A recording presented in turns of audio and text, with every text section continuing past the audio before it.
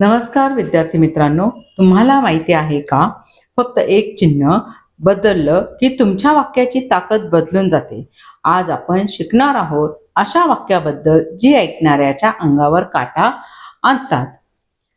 उद्गारार्थी वाक्य. उद्गारार्थी वाक्याची व्याख्या आपण बघणार आहोत. ज्या वाक्यांमधून आपल्या मनातील तीव्र भावना म्हणजेच आनंद, दुःख, आश्चर्य, भीती किंवा प्रशंसा अचानक व्यक्त होतात, अशा वाक्यांना उद्गारार्थी वाक्य म्हणतात. नुसतं बोलणं वेगळं आणि भावनेने बोलणं वेगळं.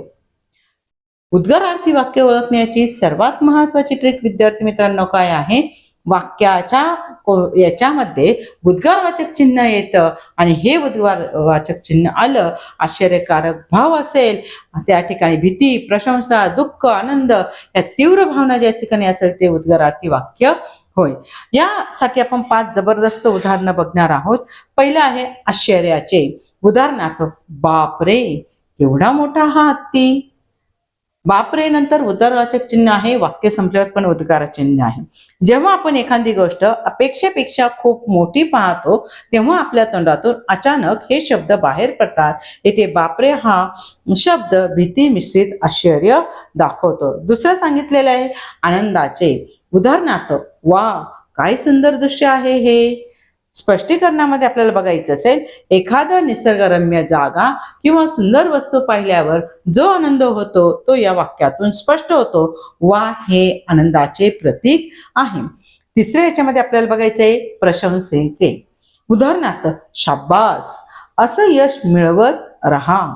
या ठिकाणी आश्चर्यकारक भाव या ठिकाणी व्यक्त केलेला आहे. या ठिकाणी स्पष्टीकरणामध्ये जेव्हा कुणीतरी खूप चांगलं काम करतं तेव्हा त्याला शाबासकी देताना आपण हे वाक्य वापरतो. ही भावना आपल्या समोरच्याला प्रेरणा देते.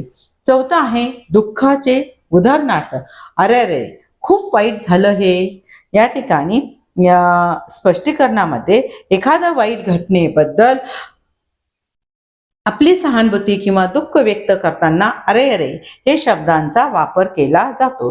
पुढचा आहे तिरस्कार किंवा तुच्छतेने. उदाहरणार्थ, छी छी काय ही घाण. स्पष्टीकरणामध्ये जेव्हा आपल्याला एखादी गोष्ट आवडत नाही किंवा ती वीट येतो तेव्हा छी हा शब्द वापरतो आपण किंवा वापरला जातो.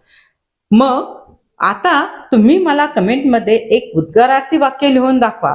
बघूया कोणाचं वाक्य सर्वात भारी आहे.